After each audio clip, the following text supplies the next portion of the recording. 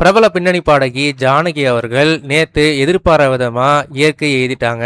அந்த விஷயத்தை கேட்டு ஒட்டுமொத்த தமிழ் மக்களும் தமிழ் சினிமா ரசிகர்களும் ரொம்ப பெரிய ஒரு அதிர்ச்சியில இருக்கிறாங்க.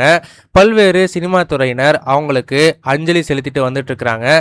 இந்த சமயத்துல முதலமைச்சர் விஜய் அவர்கள் அவங்களுடைய மறைவை குறித்து தன்னுடைய எக்ஸ் தளத்துல மனம் திறந்து பேசியிருக்கிறாரு.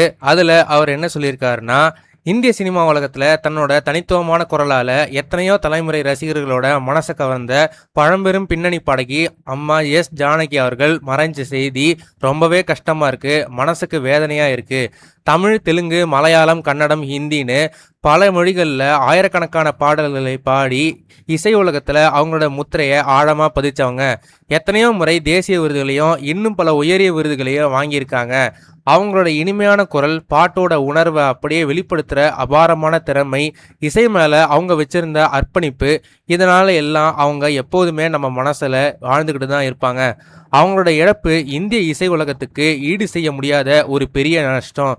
அவங்கள பிரிஞ்சு தவிக்கிற குடும்பத்தினருக்கும் சினிமா துறையினருக்கும் சக இசைக்கலைஞர்களுக்கும் உலகம் முழுக்க இருக்கிற அவங்களுடைய ரசிகர்களுக்கும் என்னோட ஆழ்ந்த இரங்கலையும் ஆறுதலையும் தெரிவிச்சுக்கிறேன்.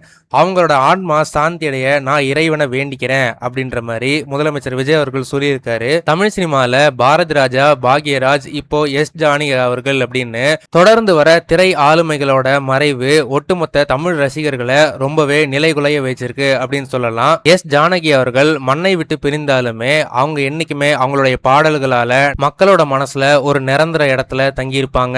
கடைசியா ஜானகி அவர்கள் தமிழ் சினிமாவுக்காக பாடிய பாடல் அனிருத் ரவிச்சந்திரோட இசையில வேலையில்லா பட்டதாரி திரைப்படத்துல வர அம்மா அம்மா பாடல்ல நடுவுல ஒரு இடத்துல பாடியிருப்பாங்க.